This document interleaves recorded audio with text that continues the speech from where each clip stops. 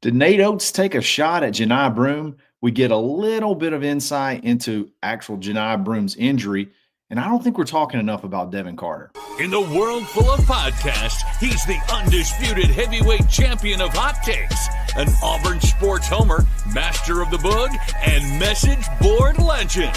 Get your buttons buttoned and your hats flattened because the Top Button Podcast is about to kick off. And you don't want to miss your courtside seat. Now, here's your host, Charlie Five. Yes, sir. We're back. It's another episode of the Top Button Podcast, live edition, just like we do every Sunday night at 8 o'clock Central Standard Time.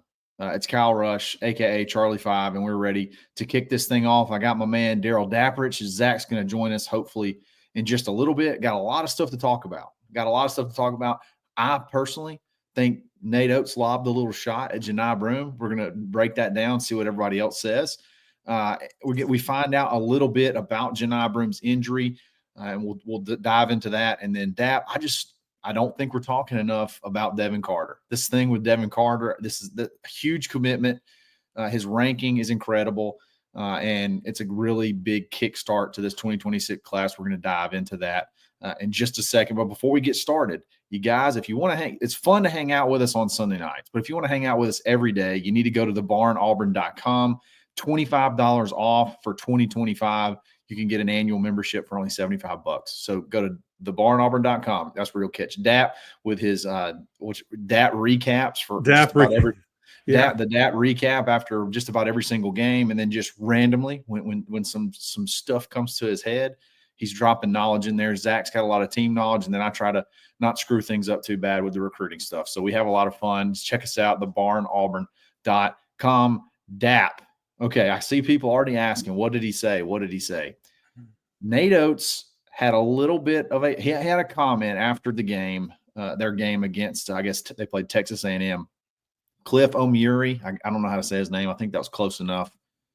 Injured his ankle, rolled his ankle, very similar to Janai Broom, and then came back in the game.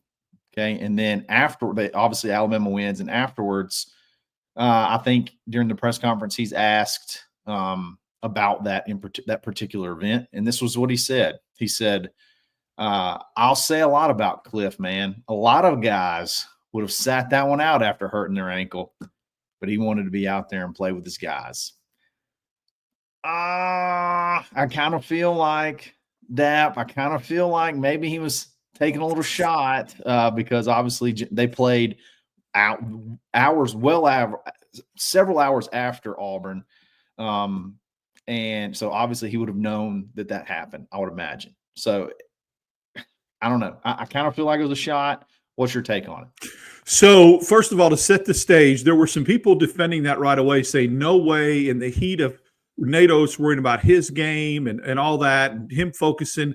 Let's be honest, Auburn's game ended at 2:00. Alabama tipped off at 6. So to further bolster your point, there was plenty of time. And anytime the National Player of the Year goes down with an ankle injury, you know. And if you are the rival coach you're the head coach of the rivals team, So as much as I don't like Nate Oats, and I don't care that I don't like Nate Oats, I don't have to like Nate Oats. There are plenty of Alabama fans for years that said nasty, horrible things about Bruce Pearl. I don't care. I'm going to sleep 8 hours tonight. I don't care that people would be upset that I don't like their head basketball coach. His demeanor on the court, some of the things he does, the way he acts with his technical fouls, what he's done with other teams, opposing players, getting in the huddle, and his demonstrative get the bleep out of here stuff against LSU.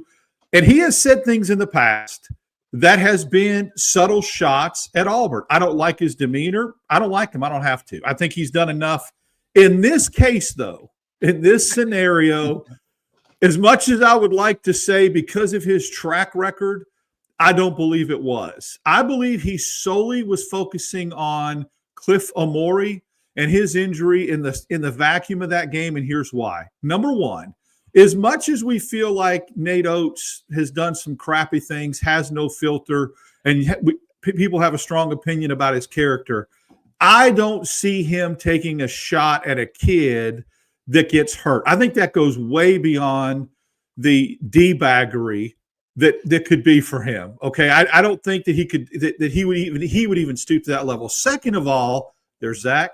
Second of all, I think that he would have to be smart enough to know, because the game started so late, that the severity of Broome's injury was nothing like Omori's injury. Thereby, you're comparing apples and oranges, making that comment irrelevant and not really something that would matter. I think it's a big difference between the severity of the injuries, and I think he would know as much. So for those reasons, I don't think that it was necessarily a shot at Janai Broome. And he'd have to be stupid to do that, in my opinion.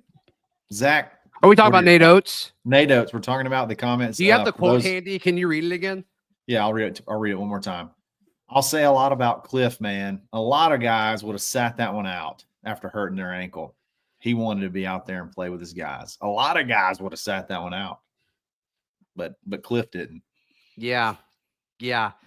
I mean, I guess there's two sides of it. One is like, and they're both worst case. One worst case is he did take a shot at Janai. The other worst case is the dude is tone deaf, and he's shown a history of that. I mean, the way he handled the whole Brandon Miller stuff when that was going on, like, let's don't act like this guy. Because I saw some people say, like, oh, well, he's intentional with everything. I'm like, I don't know. Because, like, the way he handled the Brandon Miller stuff is like, I don't think he thinks a lot of things through. So it's either he did it on purpose, or I think he's just tone deaf to the situation. That's a great point, that he is so oblivious to things and handled stuff so wrong in that Brandon Miller thing, and said things that people like scratched their head and said, do you have no self-awareness at all? That could be another example of this, that he just doesn't comprehend what it could look like, the self-awareness part. I mean, the wrong place, wrong time thing is like an iconic way of like how to not handle something. Yeah, so what you're saying is worst case it was intentional, and best case he's just dumb, is what you're saying. You said it. You said it, not me. No, I didn't say it. You said it. No, I think I said tone deaf. Okay, same thing. Whatever. Same thing. I personally think it was a shot, and let me tell you why. I'm going to give you several quotes. I'm going to give you several quotes where Nate has taken shots, and it's fine. It's fine. It's part of it, but it just I think it was a shot. Here's the A. Y'all shot better with that. Auburn shot better with the lights off last year when they couldn't pay their power bill. Remember, or it's either last year or the year before or last. That was insane. Where they couldn't pay their power bill in that broke, you know what, arena, and the lights went out within the first 45 seconds of the game. And he said something about Auburn shooting better with the lights off in 2023, talking about how playing Alabama was our Super Bowl. That's all that's their Super Bowl. Taking a shot at the size of the arena. It's easy to sell out that arena. It's only 8,000 seats, something to that tune. And then with Aiden Holloway, we thought he could be more like this out of high school. And that's what he was tonight, saying, oh, we even though he played at Auburn and he didn't sort of live up to expectations, we thought he could be that way out of high school. We can develop. And there was obviously a big article about that as well. I think if he's your coach, you love it. He's fearless. He's going to say whatever he wants to say. He's going to take shots. He's going to do whatever he's got to do. I think it was calculated. The fact that, look, let me ask you this: is there any chance he didn't know the outcome of that game? No, he knew the outcome of that game. I will say this: there's a common thread with every quote you just. And I hate that I'm sitting here having to defend Nate Oats, because that's the last thing. I just want to be very, very.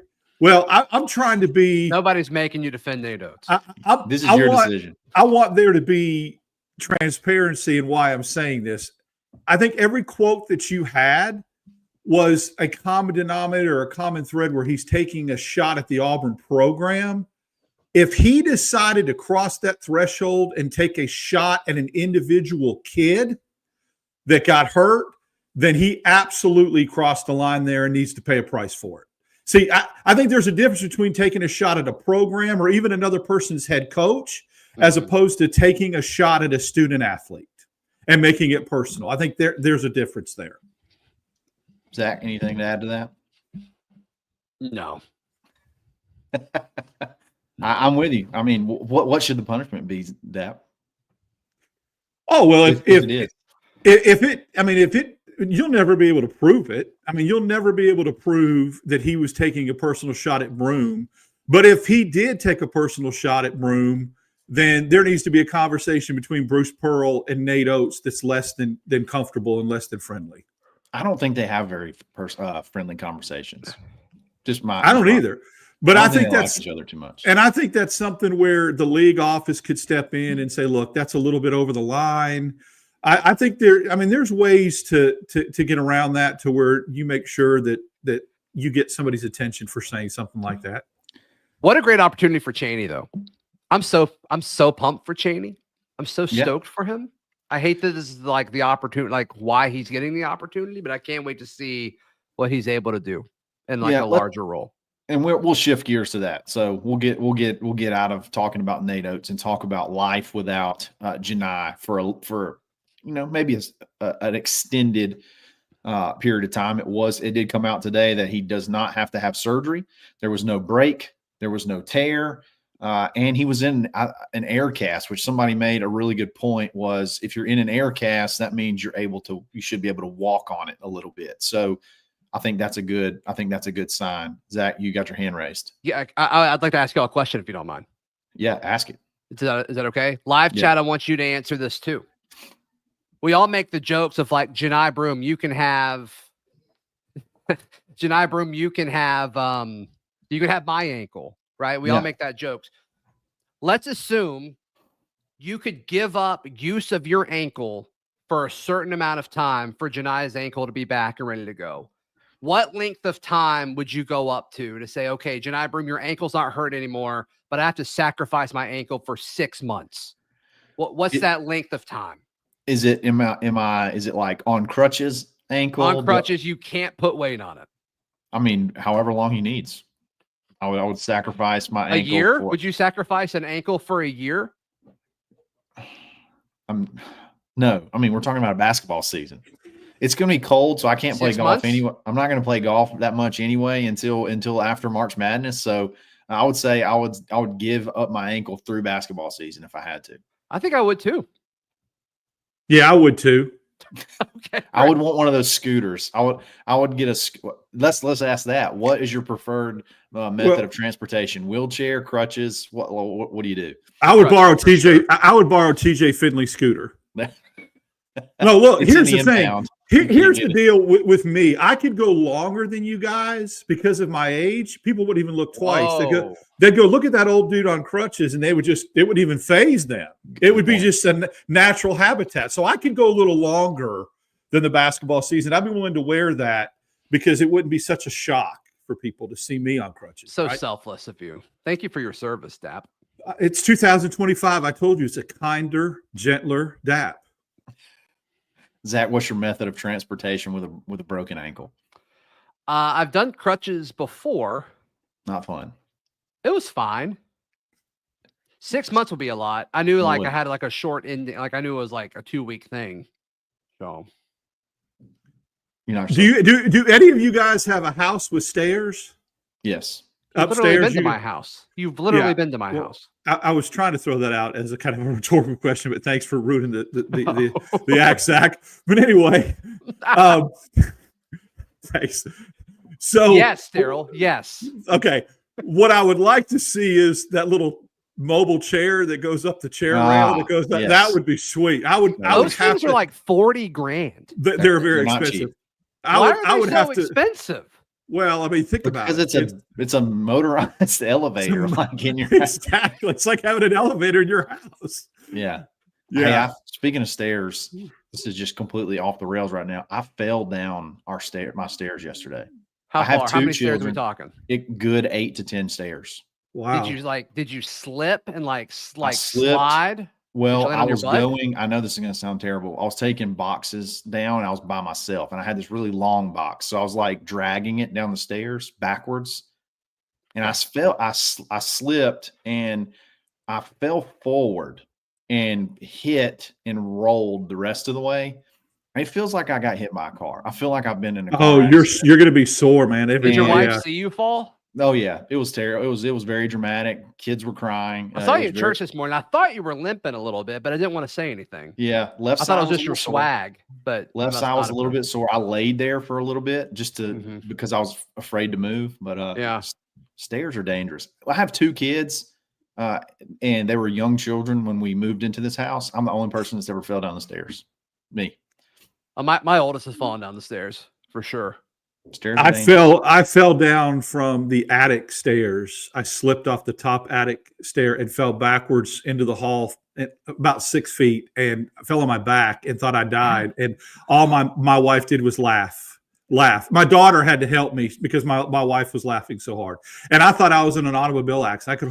I was so sore. It was awful. Yeah. Fell from the attic. That's a lot. That's dramatic. That's much more dramatic than mine. All right, life without Janai. Let's get back on track.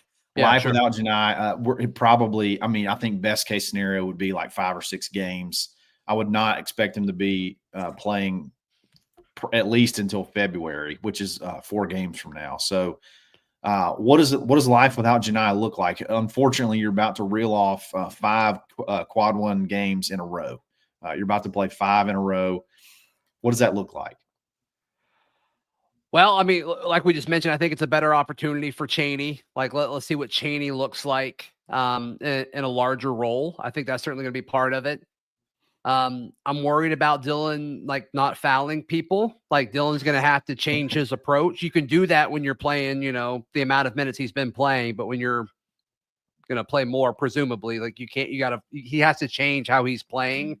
And so I think that might impact confidence and some things like that. And then also, does Bruce Pearl dial up more stuff for, guys on the perimeter like Dahad and Miles and Denver, who, when they were all given volume so far this season, they've all kind of stepped up. So fortunately, the depth allows you to have options, but the style of offense that they're playing, like they can't do. Like I don't think Chaney can handle. Like I don't know if you run the offense through Chaney. I don't know if you run the offense through Dylan like you do with Janai, but they've got some time to prepare for Mississippi State, and you got to assume they kind of went over some of this when they were prepping for Purdue earlier this year when it was questionable if Janai was going to play with that shoulder or not. So I think they've got options. How do you feel about it? What do you think Auburn needs to do to be able to survive these next 5 games? Well, ironically, the best take I heard on it was Damian Fishback, former Auburn basketball player, that said, what you'll see is what Auburn's run for the last 3 or 4 years. Auburn's actually running a different offensive set right now with 2 bigs on the floor with Cardwell and Broome. What they normally run is what's called a 4-out, 1 big, 4 perimeter guys. Fishback and others think Auburn will go back to that, which is the style they've played in years past under Pearl, with Cardwell being the 1 big and then 4 perimeter guys doing their thing. So it's kind of unique that they'll go back to something they're probably more familiar with running, as opposed to having 2 bigs on the floor and changing it up a little bit this year, which they've done. I think that Zach makes a great point that Chaney Johnson and Dylan Cardwell are going to have to – you hate to do this halfway through the season, but they're going to have to change the way they play. You cannot afford to have both of them have 3 fouls before people stand up to go get popcorn and a drink. You can't. They have to change that a little bit. So, and then Stadium who else popcorn, though, is so good. Exactly. So who else salty. gets more minutes? Does Hudson get more minutes? Does Chad Baker-Mazara slide down and play more of a 4 at 6'7"? I don't know. But you're going to see a 4-out in the kind of offense, and Cardwell's going to have to stay on the floor longer. And same with Chaney, because they both get in too much foul trouble early on. Depth is scary, but I agree. If you had to pick a year where you had to go guard heavy, be a guard centric offense, this is a really good year. You got unless the caveat is like they have space and are able to operate because Janai's presence has been so much. We just don't know. We don't know what that looks like. But hey, if you got to get into a shooting battle, I like. If you got to hit threes to spread stuff out, I like this. I like this team shooting right now. Miles Kelly, Hopefully Miles gets a lot more minutes, and he's continuing as he's getting healthy. He's getting better and showing how much more of a weapon he actually is. I'm obviously nervous because Janai, you're talking 20 plus points a game and 10 rebounds a game. Like, how are you going to replace that production? It's definitely going to be tough. You go.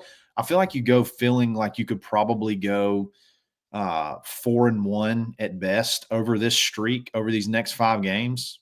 I'm sorry, not 4-1 at best. You're probably looking at 4-1 at worst over these next 4 games. And now, what are you hoping for? Before Janai, you were at 4-1. Yeah, exactly. Now, what are you hoping for over these next 5 games? 3-2, 2-3. I think you got a couple of home games in there. I would take 3-2 in a heartbeat. Right. Oh, yeah. I think if you take 3-2 and you're happy, you got 3 away games and 2 home games, with 1 home game being Tennessee and Mississippi. Yeah. And on paper, the road games look easier, but we've seen how Auburn's played on the road so far in conference play. So I don't know if we should feel confident at that or not. I hate that the first game without Janai is Mississippi State. I hate it because that's going to be an important game when it comes to seeding and potential SEC regular season championships and all of that. So this is an important game coming up, and I hate it's the first one without Janai. And Mississippi State's a team that's going to come out and they'll punch you in the mouth. Like they're always team. Physical. Yeah, they're always physical. I feel like, it depends on the night on if we like that or not. Yeah, between them and South Carolina, I feel like those are fist fights every time we play. I feel like A&M kind of pushes us that's too. Another good one. Yeah. What do you say to the people that say, what do you think about this take? I've heard this a lot too. This will benefit Auburn when it comes to tournament time, getting these guys more minutes, getting these big guys more minutes. What do you think about that take? I hear that a lot as far as it possibly being a blessing in disguise. Well, I think it will, at the end of the day, benefit Auburn come tournament time, that some guys have more confidence, have more minutes. But I never can consider anything like this a blessing in disguise when you lose potentially the National Player of the Year for 5 games. Is it a blessing in disguise that you go from being a potential number 1 overall seed and the favorite to win the conference to not now? So you have to look at what your I don't know what your expectations are, your directives are. If nobody cares about the regular season in the SEC, or you don't care about potentially being a number 1 seed, and you're like, look, as long as Auburn's playing its best basketball going to the NCAA tournament, then this could be. But some of these other goals that you've set for yourself is going to be very difficult to get if he's out for an extended period of time. Now, the 5-game thing is very interesting that you chose to use that as the indicator, because that's kind of what everybody – and no one's a doctor, but the projection could be 2.5 weeks, which would be 5 games. Auburn could still win the league going 3-2 in these next 5 games without Broome if they come back and play, because I think a 5-loss team is going to probably win the SEC anyway, 4 or 5-loss team. So, it depends on what your immediate goals are, but I think there 2 things can be true at once. You can benefit from this because some other guys are going to get more experience and get more minutes, but it's not a blessing in disguise if you lose the best player in college basketball for 5 games. Zach, what do you think about that take? Is that just wish casting or like hope casting? Yeah, seems a little hopium action. Yeah. I get the argument. I don't know if I agree with it. I don't know if it matters, but I get the argument. Sure. Yeah, everything Dap just said is where I would be. Like you're going from a number 1 overall seed potentially to, what are you without Broome?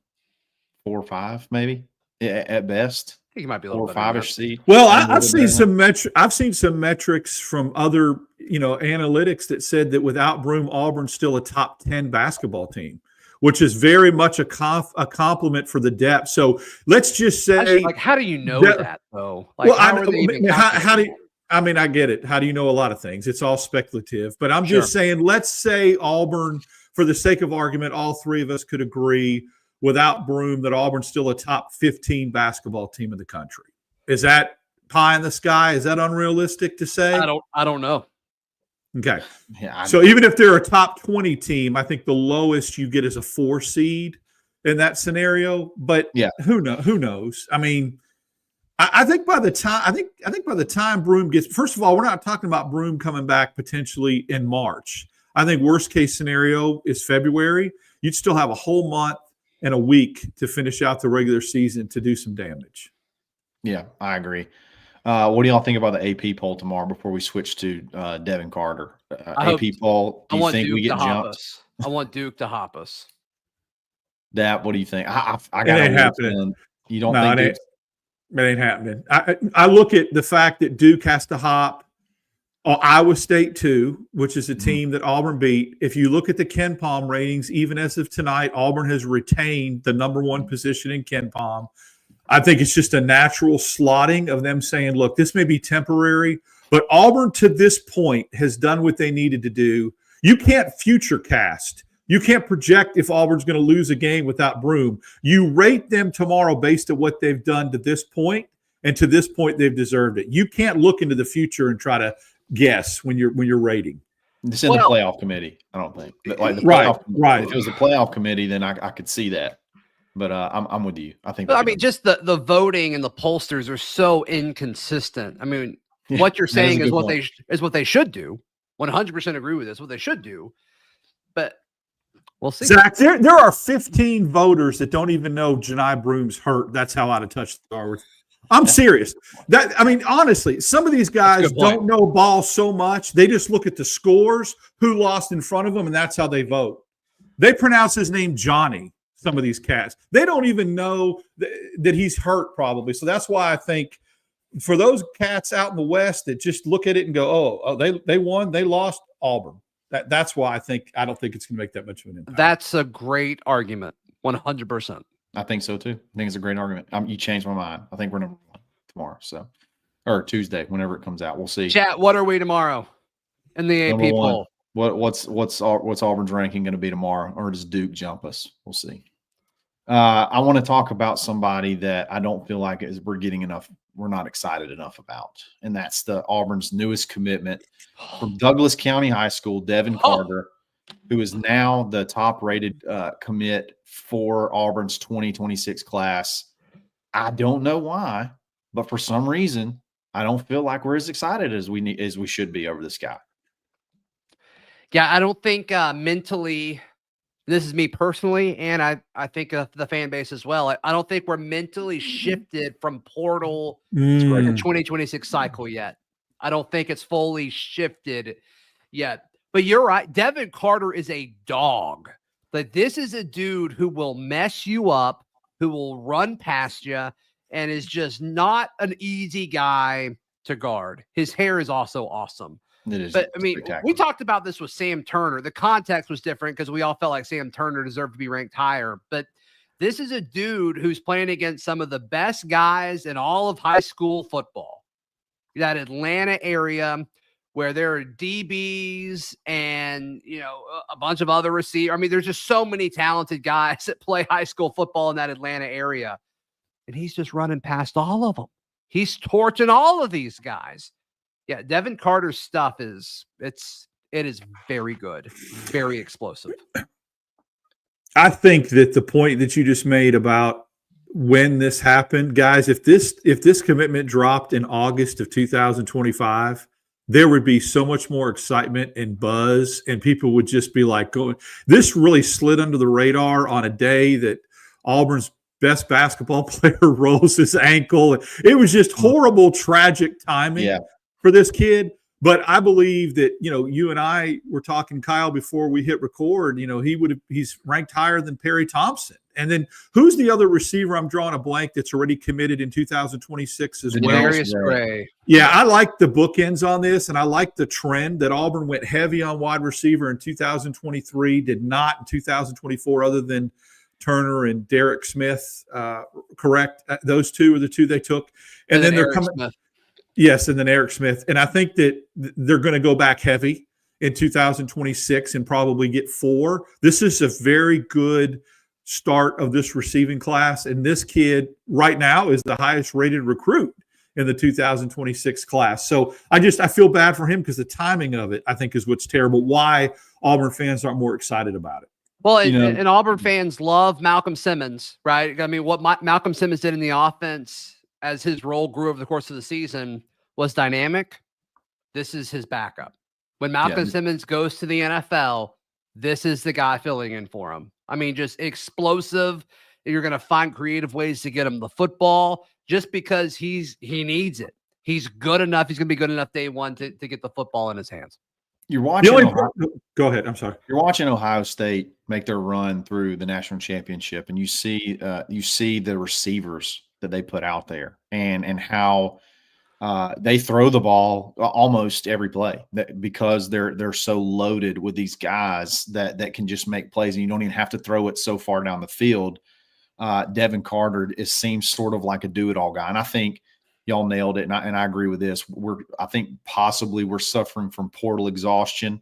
You know, we're still in the portal mindset, and I honestly think we're probably done at portal. And I think we're going to shift our gears to 2026 recruiting right now. But one thing about Devin, when I don't want to act like I'm a talent evaluator, like I should be one of the scouts. But one thing that I always look at when I watch a kid and I watch his film is how they run. That's one thing I'll like. What do they look like when they're running? Does it look like they're trying? Does it look like that? Does it just look good? You know what I'm talking about? When you can just see a kid run. Sometimes it just looks different. It just looks different. This kid just looks different when he runs. When he runs with the ball, when he runs without the ball, it looks effortless. The way he moves, it does it for me. He's going to be. I think he's going to be good. I think he's the real deal. And I think we should be extremely pumped. Dap mentioned it, the highest rated recruit in our class.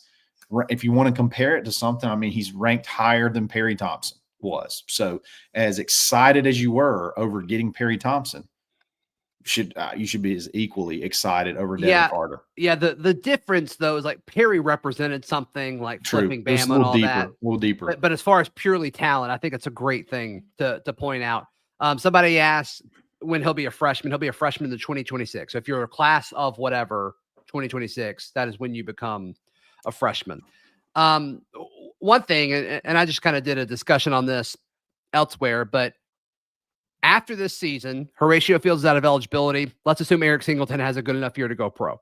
I think Eric Singleton has 2 years left. Correct me if I'm wrong, but let's assume he's gone. You're then looking at a wide receiver room in 2026 that is Cam Coleman, Perry Thompson, Malcolm Simmons, Bryce Kane, Derek and Eric Smith, Sam Turner, and then these guys, Denarius Gray and Devin Carter, all high school recruited guys. And isn't that's what we've been hoping for. That's what we've been hoping for since Hugh Freeze got here. It's like, okay, all right, we all talked about how you needed to use the portal to bridge to where we wanted to be, but like, guys, that is a room. That is a room of upside and potential and overall talent that they all got from the high layers. They're different types of receivers. They're different ages. They're stacked accordingly. Like, that's the goal. And we're so close. We're so close to having that. We could do that at several different positions if we really wanted to. But that gets me excited. Gets me very, I think it shows excited. You the direction too. That when we talk about offense and like what we want, what Hugh wants out of an offense and what he wants an offense to look like, he really puts an emphasis on receivers. And this is just an example. And I think that's what you're going to see. I think when you can get it going the way he wants to get it going, we're going to be putting the ball in the air a good bit. We're going to be spreading it out. And I think when you have guys like this, it makes that much more exciting. Anything else? I was going to follow up on that Ohio State model. Both of those things are really the symmetry there. Ohio State's receiving core, if you think about it, and for the even with Harrison and some of the other guys that came this year and years past, they're not transfers. They're not portal transfer kids. They are building that class. In fact, Jameson Williams left because of that and transferred somewhere else. That core and that group are recruited. Caleb Burton. They are recruited. Not the same thing. Rooms, not the same thing. There are recruited rooms that stay together at that core, and that's a really good blueprint to follow. Yeah, and you keep bringing up Ohio State. Devin Carter and Denarius Gray both have offers from Ohio State. That tells you a lot. I'll take that. This is a really good comment from Mr. Beautiful. Deuce will make them stay. Wow, Deuce he's beautiful. That's one thing. Deuce was close with the 2024 commits. He's obviously really close with the 2025 commits. And then I put a note on the barnauburn.com that, hey, watch out for Devin Carter because he and Deuce are boys. And he noticed they were going after they're not going after, they were retweeting and talking back and forth a good bit after the commitment on Twitter. You could see that they've been buds. I have no idea what the connection is there from Douglas County all the way to, all the way to Lucedale, Mississippi, but there is a connection there. And I kind of felt like that was one that could blossom and wind up in our favor. So that's 2 big commitments at receiver. I think there's, like you said, that maybe you look at 3 or 4 total, probably 4 with Cedarian Morgan. CD Morgan, I think, is one out of Benjamin Russell that you're going to fight for. And then there's a host of others that you could be looking at. Another bonus with Devin Carter, there's a quarterback at Douglas County that Auburn could be looking at. As far as, I wouldn't say he's one of those top tier guys, but DJ Bordeaux. So keep that name in mind. That's his quarterback at his high school. So could that be a package deal down the road if Auburn needs it? It's a plus. It's a plus. I love Georgia kids. That's how Auburn wins. Georgia kids, Alabama kids, Florida kids, pick off a few Mississippi kids. That's how Auburn wins. I posted this on socials earlier today, but in last year's NFL draft, the state of Georgia had more players drafted per capita than any other state. And so when you're a top 10 player in the state of Georgia, I'll take you. Come on. Come on with it. Come on. Also, with it. Thomas Adams let us know that a chairlift is only 7 to 10K. I said it was way more than that. So thank you for that update, Thomas. You said 40K, didn't you? I was way off. That's the cost of a home addition. I mean, to add onto your house. I think I would just sleep on the couch. I feel like we got it quoted from my grandma, and they told us 40K. So maybe they're just ripping us off. We didn't buy it. We're like, no, we'll just carry you up the stairs for that. I love Zach calling me out, going, "You've been to my house 2 or 3 times." I was like, "Okay, Zach, thanks for ruining the." Oh man, guys, I think that's going to be. I think that's going to be all for tonight. So right. tell Dap, how can people find you, support you, and love on you? Locked on Auburn Wednesdays and Fridays with my man Zach, and then we go live after basketball games. And then I do some writing in the barn when things dictate it. And so just check us all out there. Zach, same for you, bud. Yeah. Yabo's pointing out you can get an elevator in your house for $40,000. That might be worth it. That might be worth it. Yeah, Locked on Auburn all of the days. And, of course, thebarnauburn.com. Sign up right now. Yeah, definitely go sign up for thebarnauburn.com. Guys, if you like the video, like it. If you like the channel, subscribe to it. We'll be back again every single day this week. It's another episode of the Top Button Podcast. Stay buttoned. Thanks for listening, and drive home safely.